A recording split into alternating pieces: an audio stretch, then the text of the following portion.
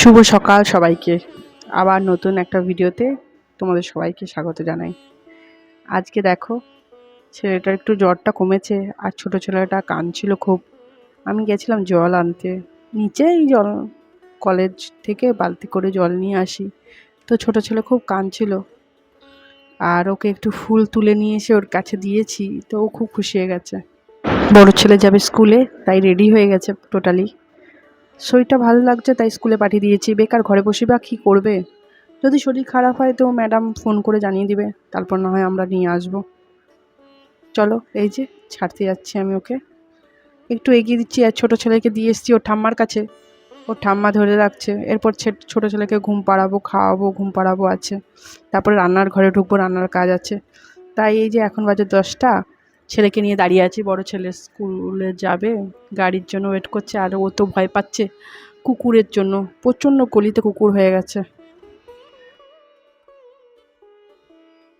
চলে এলাম, রান্নার কাজে আবার লেগে পড়লাম। আজকে ভেন্ডি, আলু আর চিংড়ি মাছের তরকারি করব, আর মাছের ঝাল করব। এই যে মাছের ঝালের জন্য আলু কষিয়ে রেখেছি। সেরকম কিছু ফ্রিজে আজকে নেই, সবজি টবজি যাবো বাজারে, তো আজকে যা আছে সেটাই রান্না হচ্ছে। কটা মাছ ভাজা ছিল, আর কটাকে ভেজে রান্না করে নিয়েছি। যে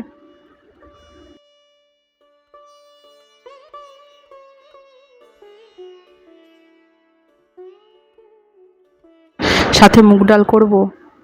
ডালটা অনেক দিন হয়নি, আমাদের বাড়িতে ডাল খুব একটা কেউ ভালো খায় না। হ্যাঁ, আমি আর আমার হাজব্যান্ড খেতাম, এখন খুব কম খাই। এখন ছেলেরাই বেশিরভাগটা ডাল চলে। এই যে আজকে ভেন্ডি রান্না করবো, ভেন্ডি তরকারি করব। আগে না ভেন্ডি তরকারি আমার একদম ভালো লাগতো না, এখন ভেন্ডি তরকারি ভালো লাগে, জানি না কেন। কিন্তু ভেন্ডি সিদ্ধ আমি খাই না, আর ভেন্ডি ভাজাটা খাবো, আর এই যে ভেন্ডি তরকারি করব। দেখো গাইস, তোমরা কে কে ভেন্ডি তরকারি খাও আমাকে জানিও। এই যে ভেন্ডি, আলু আর চিংড়ি মাছ দিয়ে তরকারি। ওখান থেকে এসে ছেলেকে ঘুম পাড়িয়ে দিচ্ছি, খাইয়ে দাইয়ে এখন এই যে তরকারি রান্না করছি। এখন অলমোস্ট 11:30 বেজে গেছে, আর ছেলে উঠারও টাইম হয়ে গেছে। তা আমি আজকে আর ঘড়ির দিকে তাকাইনি যে কটা বাজে বা কিছু। মাঝে মধ্যে কাজের ফাঁকে ফাঁকে একটু একটু যাই, ছেলেকে দেখে আসি আর কি। এই যে গুণধর পুত্র উঠে গেছে, বদমাশি চলছে। আর কি বলবো বলো, রান্নার প্রশংসা কারাই না চায় বলো তো। আমরা মেয়েরা রান্না করি, পরিবারের জন্য সযত্নে রান্না করি, দিনের পর দিন রান্না করে আসছি, করে যাচ্ছি। তারপরে একটুখানি মনে হয় না যে পরিবারের কাছ থেকে একটুখানি কমপ্লিমেন্ট পেলে খুব খুশি হয়ে যায় সবাই? সবার মনেই তাই মনে হয়। আমার পতিদেবকে আমি রান্না করে খাওয়াই, সে খেয়েও নেয়, কিন্তু কোনোদিন প্রশংসা করে না। প্রশংসা করে হয়তো কোনো কিছু ভালো হলে হয়তো করে, আবার কোনো সময় খারাপ হলো সেটাও বলে। এবার কিন্তু আমি ওর কাছে যখনই আশা করি যে তুমি আমাকে কিছু একটা বলো, যে হ্যাঁ ভালো হয়েছে না খারাপ হয়েছে, ও কিছু বলে না, ও চুপচাপ খেয়ে দিয়ে চলে যায়। আমি না খুব রেগে যাই প্রচণ্ড। আজকের মেসেজটা না আমার ওকেই জানানোর, যে একটু প্রশংসা করতে পারো, ভালো হোক মন্দ হোক করো। আবার একদিকে ভাবি করে না, একদিক দিয়েই ভালো।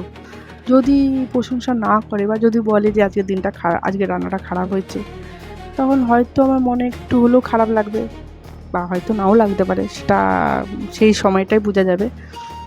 কিন্তু মাঝে মাঝে মনেও বলতে পারে যে রান্নাটা ভালো হয়েছে বা কিছু।